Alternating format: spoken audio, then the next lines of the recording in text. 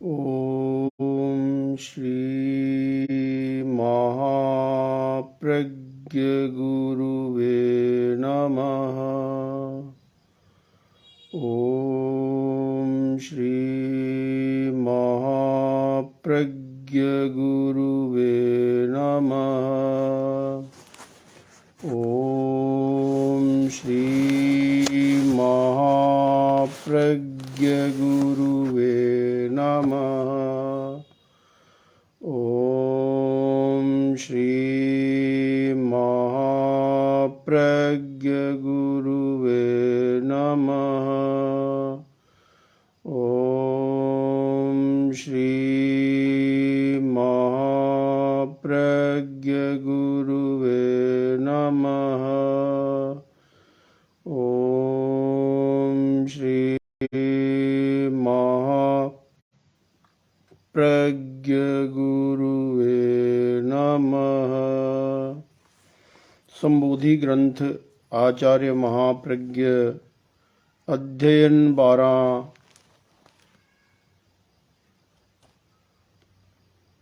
ज्ञेय हेय उपादेय। मेघः प्राह किं ज्ञेयं किंच हेयं स्याद् उपादेयं च किं विभो शाश्वते नाम लोके अस्मिन् किं नित्यं च विद्यते किम् अनित्यं च विद्यते। मेघ ने भगवान से पूछा, भगवन विभो, ज्ञेय क्या है, उपादेय क्या है और हेय क्या है? इस शाश्वत जगत में अशाश्वत क्या है?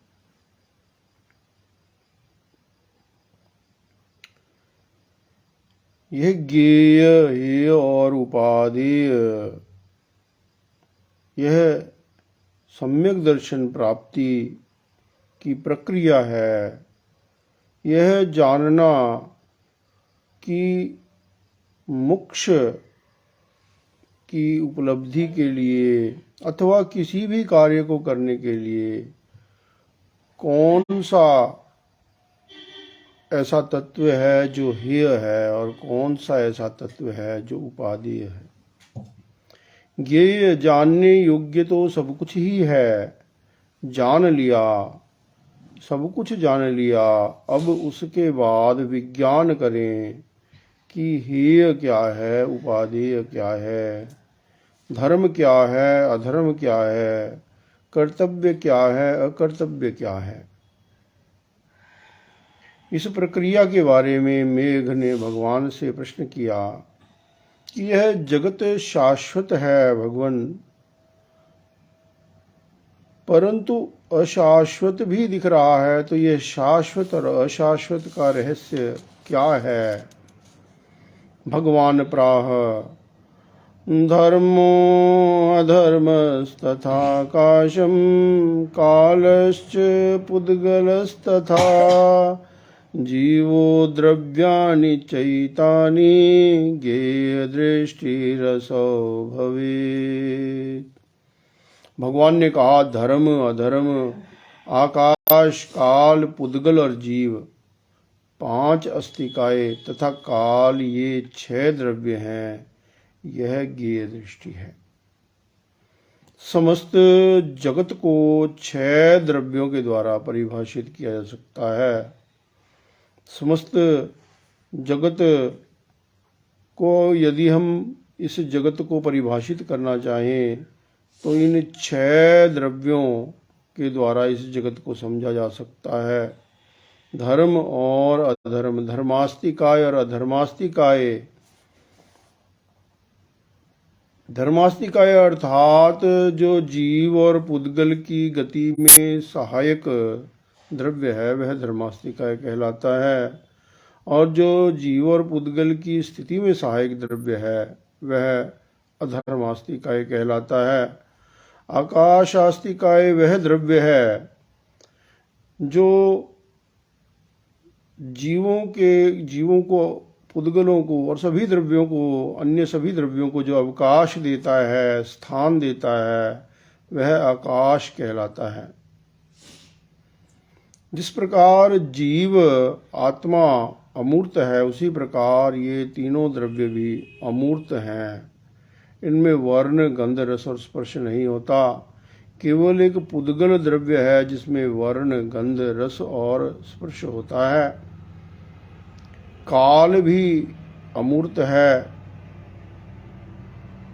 तो धर्मास्तिकाय, अधर्मास्तिकाय, आकाश, पुद्गल, पुद्गलास्तिकाय, जीवास्तिकाय और काल, ये 6 द्रव्य हैं। इन 6 द्रव्यों को जानना चाहिए।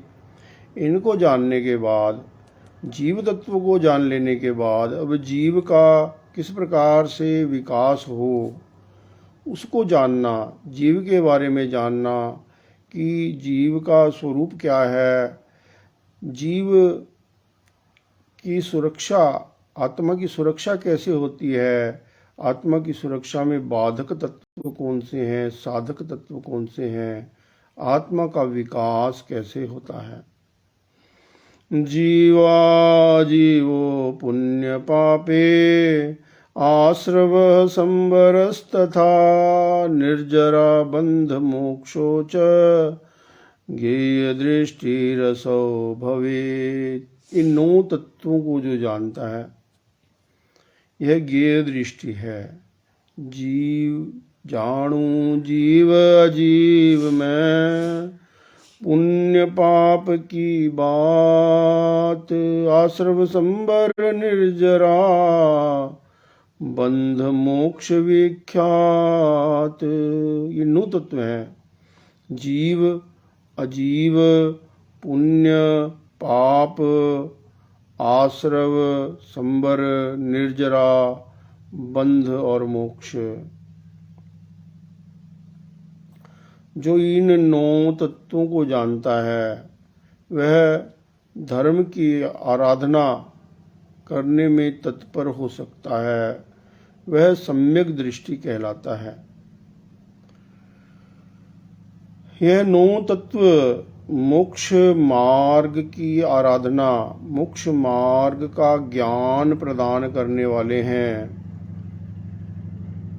कि जीव और क्या है और अजीव क्या है, पुण्य क्या है, पाप क्या है, आश्रव किसे कहते हैं, संबर किसे कहते हैं, निर्जरा किसे कहते हैं, बंध किसे कहते हैं और मोक्ष किसे कहते हैं। जिसमें चेतना है वह जीव है, और जिसमें चेतना नहीं है वह अजीव है।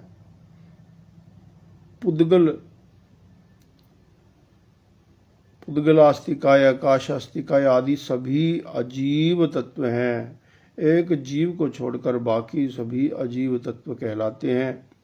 पुण्य और पाप कर्म की ये 2 शुभ और अशुभ अवस्थाएं हैं। कर्म जब उदय में आता है तो कभी पुण्य के रूप में जीव को अनुकूल संयोग प्राप्त होते हैं, और जब पाप कर्म का उदय होता है तो प्रतिकूल संयोग प्राप्त होते हैं। आश्रव जीव के अध्यवसाय विशेष जिनसे वह कर्मों का आकर्षण करता है, वे आश्रव कहलाते हैं। जीव के आश्रव के अंतर्गत जीव के अध्यवसाय, जीव की प्रवृत्ति, यह सब आश्रव के अंतर्गत आती है। संबर वे जीव के अध्यवसाय जिनसे जीव, वे उज्ज्वल अध्यवसाय जिनके द्वारा जीव उज्ज्वलता की सुरक्षा करता है, आत्मा की सुरक्षा करता है, वह संबर कहलाता है। और जिन अध्यवसायों से आत्मा मलिन होता है वे अशुभ आश्रव कहलाते हैं। जिन अध्यवसायों से आत्मा की विशुद्धि बढ़ती है वे शुभ आश्रव अथवा निर्जरा भी कहलाते हैं। निर्जरा का अर्थ है आत्मा की उज्ज्वलता का विकास करना। कर्मों का बंध कहलाता है, और अपने स्वरूप में अवस्थित आत्मा मोक्ष कहलाता है। ये 9 तत्व हैं। अस्त्यात्मा शाश्वतो बंध तदुपायश्च विद्यते अस्ति मोक्षस्तदुपायो ज्ञेय दृष्टिरसो भवेत्। आत्मा है, यह ज्ञेय दृष्टि है। आत्मा है, आत्मा शाश्वत है, बंध है, बंध का उपाय है, मोक्ष है, मोक्ष का उपाय है। यह ज्ञेय दृष्टि है कि आत्मा है।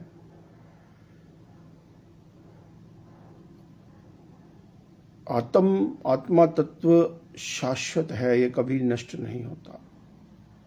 जो भी जीव जन्म लेता है वह केवल शरीर धारण करता है। ऐसा नहीं है कि पहले उस जीव का अस्तित्व नहीं था। जो जीव मर जाता है तो उसका अस्तित्व नष्ट नहीं होता, केवल वह शरीर को छोड़कर नया शरीर धारण कर लेता है। अतः आत्मा अविनाशी तत्व है, आत्मा का कभी नाश नहीं होता है। आत्मा कर्मों से बंधा हुआ है। आत्मा का शुद्ध स्वरूप इसलिए प्रकट नहीं हो रहा है क्योंकि वह कर्मों से बंधा हुआ है, आश्रव से बंधा हुआ है, अशुभ संस्कारों से, अशुभ अध्यवसायों से बंधा हुआ है। ये बंधन का कारण भी जीव स्वयं ही है और इस बंधन से मुक्त होने में जीव स्वयं ही समर्थ है। न कोई कर्मों का बंधन दूसरा करने वाला है और न ही कोई इन बंधनों से मुक्त करवाने में समर्थ है। जीव स्वयं ही अपनी प्रवृत्ति के द्वारा कर्म का बंधन करता है और जीव स्वयं ही अपनी शुभ प्रवृत्ति के द्वारा, संबर के द्वारा, निर्जरा के द्वारा इन बंधनों से मुक्त होकर अपने स्वरूप में अवस्थित होता है। बंधम पुण्यम तथा पापम आश्रवः कर्म कारणम भव बीजमिदं सर्वं ज्ञेय दृष्टिरसो भवेत्। पुण्य, पाप, बंध और कर्म आगमन का हेतुभूत आश्रव, ये सभी संसार के बीज हैं। यह हेय दृष्टि है। अर्थात जो आश्रव तत्व है वह वास्तव में हेय है और जो जीव की अपूर्ण अवस्था है वह भी हेय है। इस अपेक्षा से कर्म भी हेय हैं क्योंकि कर्मों के कारण ही जीव अपूर्ण अवस्था में अवस्थित है, वह अपने शुद्ध स्वरूप को प्राप्त नहीं हो रहा है। तो कर्म और आश्रव ये दोनों हेय हैं, ये संसार के बीज हैं। वास्तव में आश्रव ही इस संसार का बीज है। आश्रव तत्व को जब आश्रव का जीव निरोध कर देता है तो उसका संसार जो है वह संसार का भ्रमण उसका समाप्त हो जाता है। निरोध कर्मणामस्ति संबरो निर्जरा तथा कर्मणाम प्रक्षयश्चैषोपादेय दृष्टिरिष्यते। कर्मों का निरोध करना संबर है और कर्मों का क्षय से होने वाली आत्मशुद्धि निर्जरा है। यह उपादेय दृष्टि है। संबर का अर्थ है आश्रव का निरोध करना, संबर कहलाता है। और जब आश्रव का निरोध हो जाता है, अशुभ अध्यवसायों का निरोध हो जाता है, तो उससे स्वतः ही अशुभ कर्मों का भी निरोध हो जाता है। अतः उपचार से कहा गया कि कर्मों का निरोध करना संबर है, वास्तव में आश्रव का निरोध करना ही संबर है। और आश्रव भाव जो हैं उनको क्षीण कर आत्मा की उज्ज्वलता का विकास करना, आत्म शुद्धि करना वह निर्जरा है। जब आत्मा की शुद्धि होती है तो कर्मों का क्षय हो जाता है यह उपादेय है। संबर और निर्जरा ये दोनों उपादेय तत्व हैं। हम अपने मन, वाणी, शरीर को समृद्ध करें, इंद्रियों को समृद्ध करें और शुभ योग में इनका वर्तन करें, आत्मलीन बनाएं इन्हें। पहले हम संयम के द्वारा अशुभ योग से विरत हो जाएं, फिर शुभ योग में इनका वर्तन करें। जहाँ भी जो भी प्रवृत्ति करनी हो, चाहे हमें व्यापार करना है, चाहे हमें गृहस्थ जीवन जीना है, प्रत्येक कार्य में शुभ योग में वर्तन करते रहें। मन, वाणी और शरीर का संयत वर्तन हो। अमूढ़मात्मगं चित्तम योगो योगिभिरिष्यते।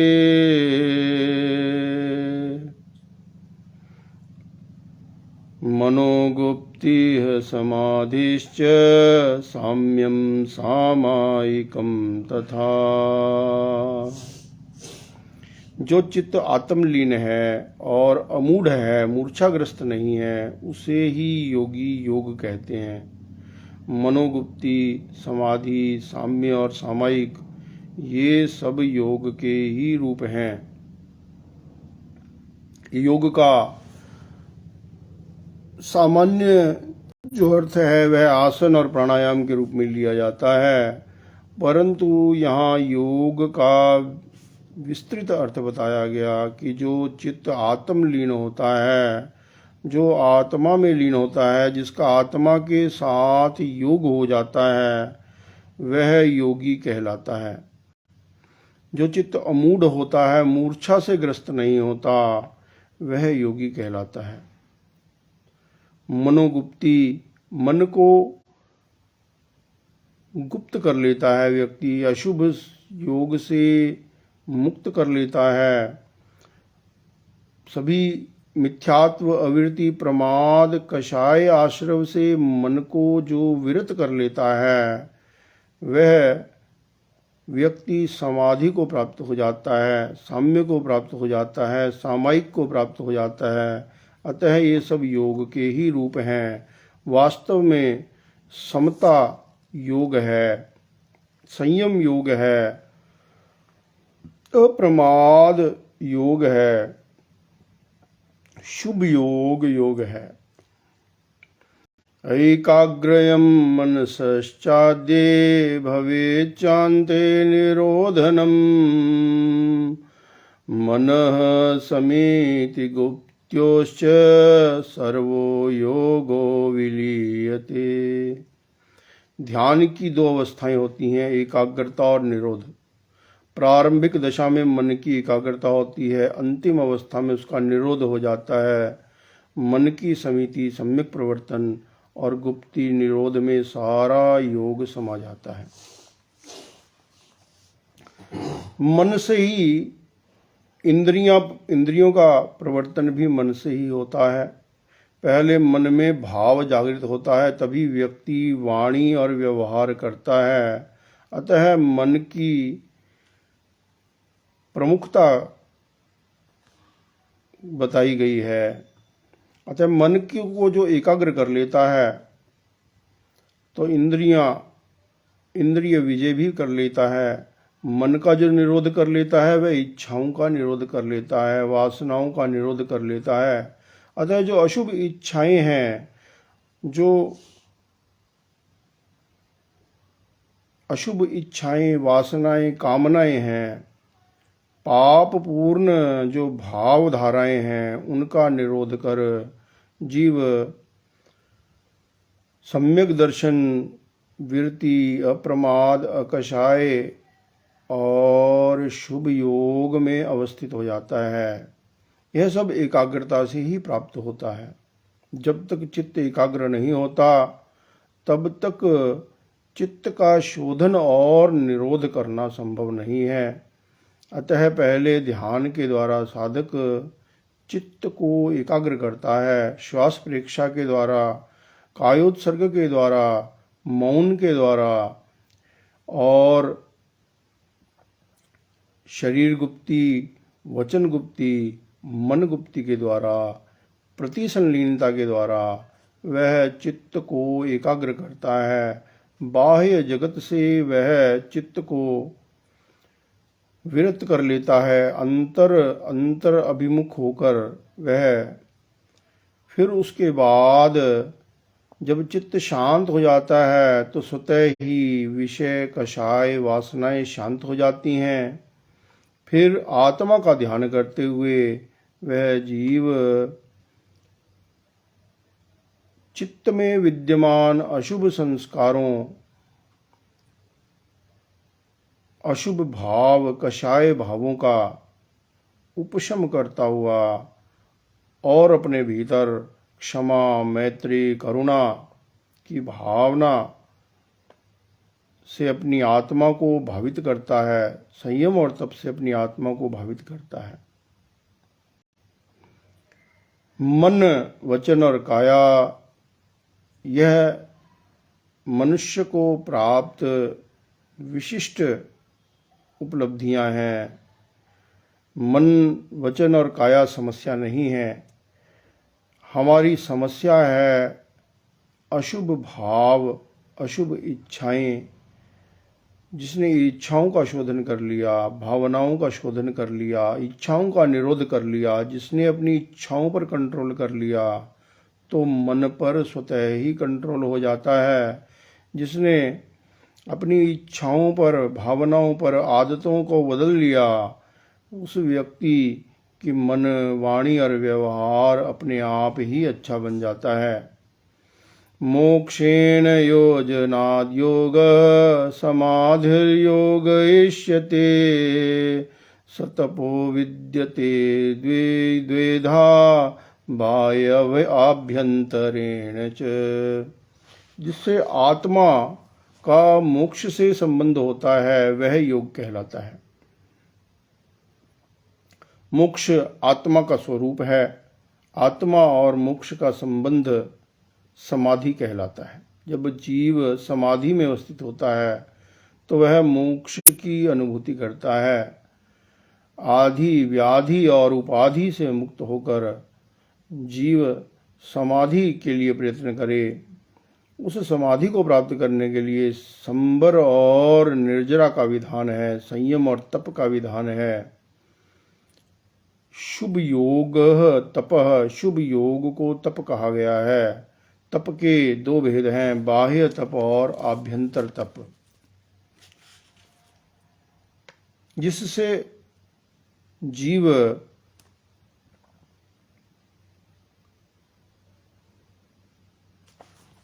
आत्मा का शोधन करता है वह तप कहलाता है। चतुर्विधस्य आहारस्य त्यागो अनशनमुच्यते आहारस्यल्पतामाहुः अवमौदर्यमुत्तमम्।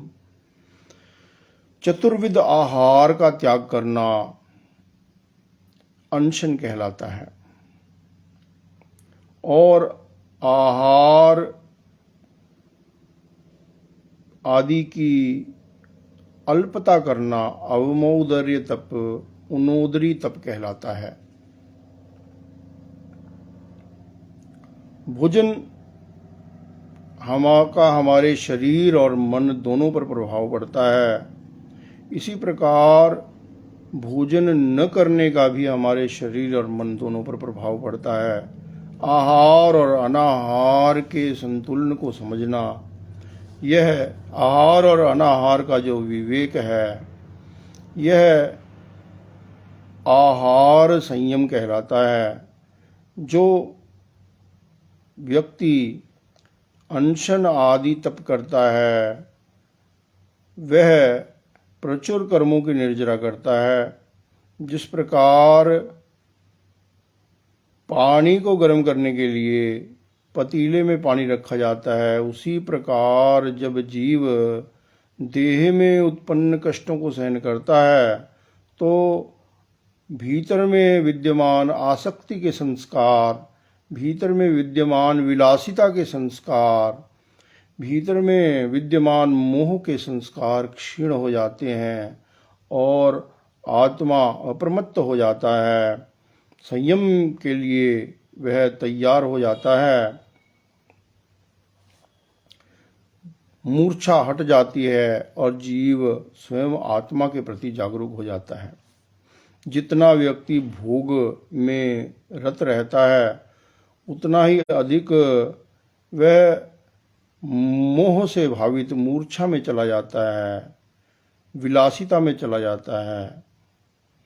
अभिग्रहो हि वृत्तीनां वृत्ति संक्षेपयिष्यते भवेद रस परित्यागो रसादीनां विवर्जनम। वृत्ति आजीविका के अभिग्रह प्रतिज्ञा को वृत्ति संक्षेप कहते हैं। घी, तेल, दूध, दही, चीनी, मिठाई, इन विकृतियों के त्याग करने को रस परित्याग तप कहते हैं। इस प्रकार से यह खाद्य संयम से संबंधित तप है। अनशन, उनोदरी, भिक्षाचर्य और रस परित्याग, ये चारों ही तप आहार संयम अथवा आहार वर्जन से संबंधित हैं। जो व्यक्ति तप करता है वह उसका शरीर भी स्वस्थ रहता है, उसका मन भी हल्का रहता है और शरीर भी हल्का रहता है। और तप से विशिष्ट प्राण शक्ति का जागरण होता है, तेजस शरीर उद्दीप्त होता है। तप से कर्म की निर्जरा होती है, तप से आत्मबल बढ़ता है, मनोबल बढ़ता है, चरित्र बल का विकास होता है। अतः यह जो अनशन रूप तप है, आहार संयम रूप तप है, यह हमें आत्म विशुद्धि के पथ पर, आत्मा के विकास के पथ पर ले जाता है। काय क्लेश काय सिद्धि वीर पद्मासनान्यपि कायोत्सर्गश्च पर्यंक गोदोहोत्कुटिकादय। काय क्लेश का अर्थ है काय को सिद्ध करना, शरीर को सिद्ध कर लेना, शरीर पर अनुशासन स्थापित कर लेना, यह काया की साधना है। काय सिद्धि के लिए साधक वीरासन, पद्मासन, कायोत्सर्ग, पर्यंकासन, गोदोहिकासन, उत्कुटिकासन आदि का प्रयोग करता है। कष्ट, जो कष्टों से घबराता है वह जीवन में कुछ भी प्राप्त नहीं कर सकता। भौतिक जगत में सफलता के लिए भी अनेक प्रकार के कष्टों को सहन करना पड़ता है। किसी व्यक्ति ने एथलीट बनना है तो उसे भी बहुत कष्टों को सहन करना पड़ता है। किसी ने डॉक्टर बनना है, बिजनेसमैन बनना है, उसके लिए भी बहुत कष्टों को सहन करना पड़ता है। जो व्यक्ति कष्ट को सहन करना नहीं जानता वह व्यक्ति जीवन में कुछ भी प्राप्त नहीं कर सकता। और मोक्ष तो जीवन का चरम लक्ष्य है। मोक्ष की प्राप्ति तभी संभव है जब जीव कष्ट सहिष्णु बनता है, जो दुखों से घबराता नहीं है, कष्टों से घबराता नहीं है। उसके लिए दुख और जो कष्ट हैं और जो समस्याएं हैं, जीवन की विघ्न बाधाएं हैं, वह उसके लिए परिचय और उपसर्ग रूप होते हैं। वह परिचय है विजय कर, उपसर्गों पर विजय प्राप्त कर आत्म विजय कर लेता है। तो शरीर को सिद्ध करने के लिए शरीर की विलासिता को छोड़कर साधक विश्रमशील बने। वह ध्यान, आसन आदि के द्वारा शरीर को सिद्ध करे, मन को सिद्ध करे, मन को वश नियंत्रण में करे, शरीर को नियंत्रण में करे।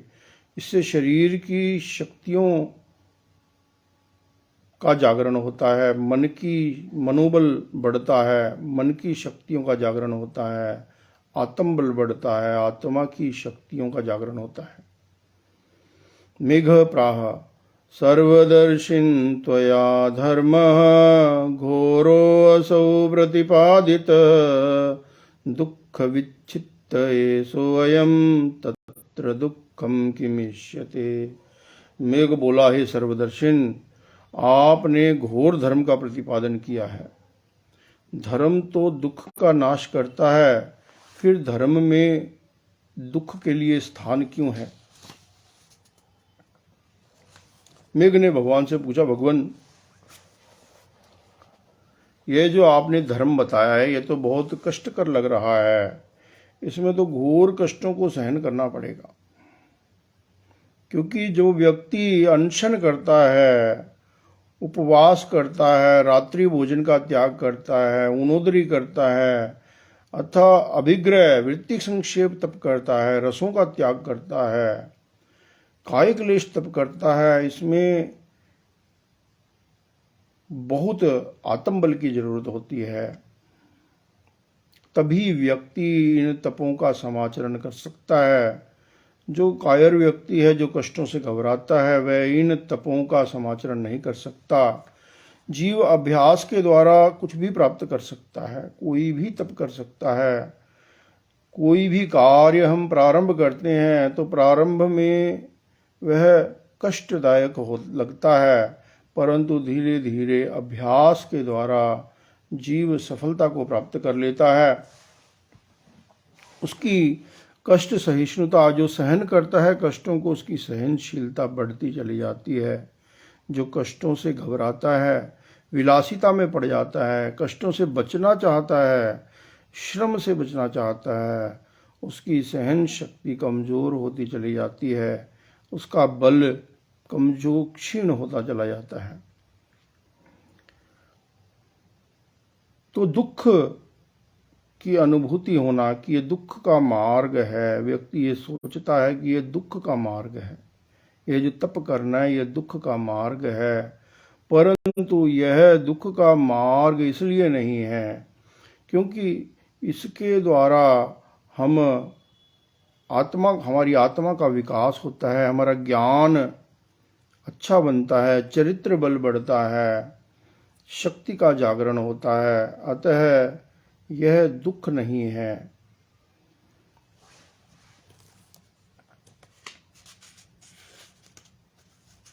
जो दुख, जो परिणाम कटु होता है वह वास्तव में दुख कहलाता है। यह परिणाम भद्र है।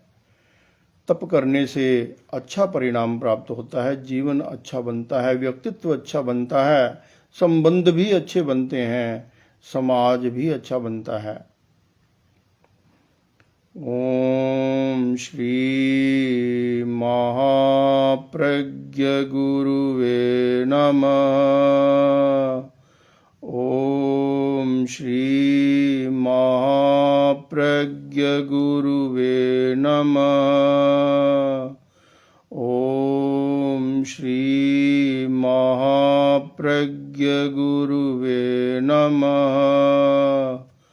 ओम श्री महाप्रज्ञ गुरुवे नमः। ओम श्री महाप्रज्ञ गुरुवे नमः।